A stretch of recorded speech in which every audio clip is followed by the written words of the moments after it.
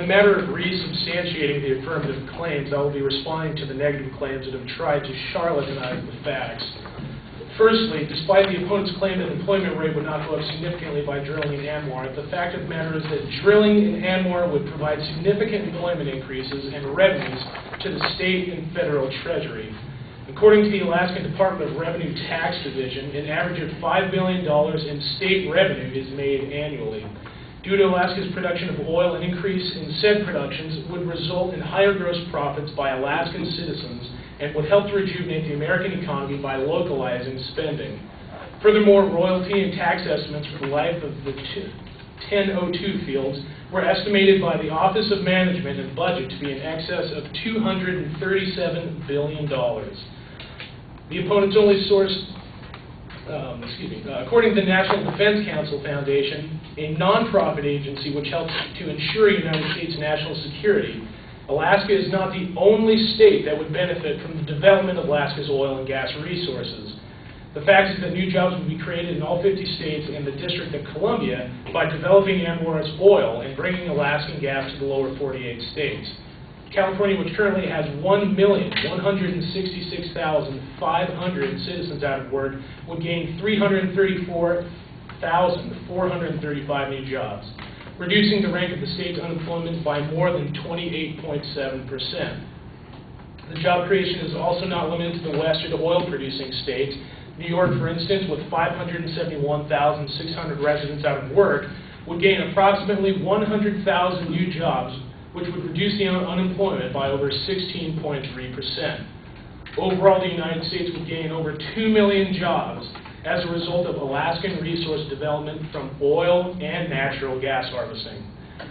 So from an examination of such aforementioned evidence, it is more than evident that the drilling of Anwr for its natural resources would result in a wealth of economic and employment opportunities through which the American public would greatly benefit. Secondly, Anwr does have the potential to relieve America's dependency on foreign oil. In fact, geologists agree that the coastal plain has the nation's best geologic prospects for major new onshore oil discoveries. According to the Department of Interior's resource evaluation of Anwr's coastal plain, there is a 95% chance that a superfield with between 10 to 16 billion barrels of oil will be discovered upon drilling, which, with a production of 1.5 million barrels per day, would be more daily oil production than that of any other United State in the U.S. Again, geologists agree that the potential is in the order of billions of barrels of recoverable oil and trillions of cubic feet of recoverable gas, and that these resources may rival or exceed the initial reserves at Prudhoe Bay. But the validity of these estimates can be proved only by drilling exploratory wells. It is vital to the American economy and to the future of fossil fuel sustainability that the Anwr 1002 site is opened for drilling. Thirdly, Anwr drilling will provide the economic stabilities to sustain alternate energy advancement.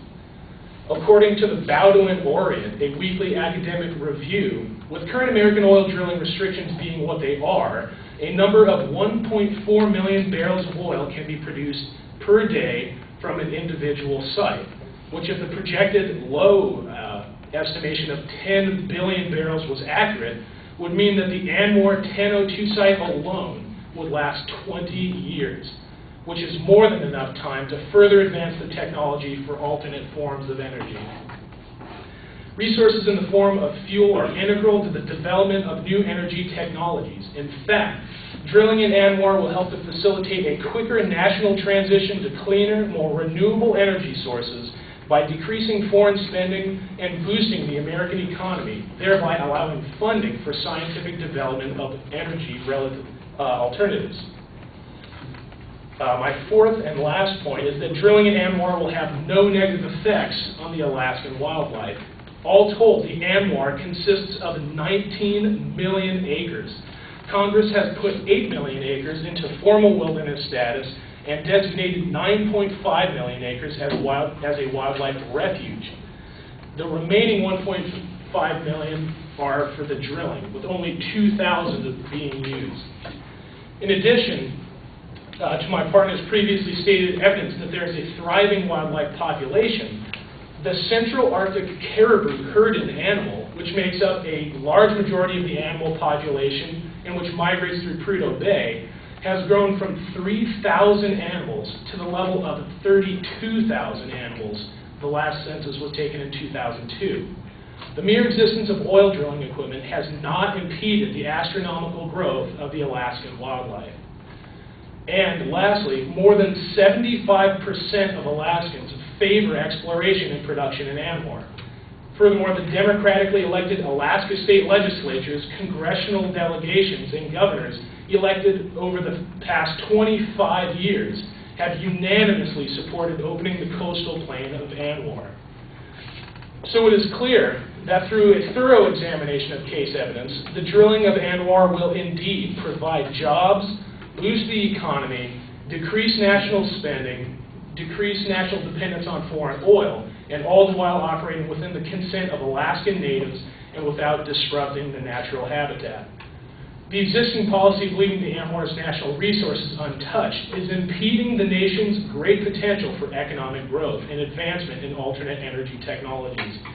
The existing policy should be reformed to allow drilling in the 1002 site so that we may see the full potential of the nation's resources.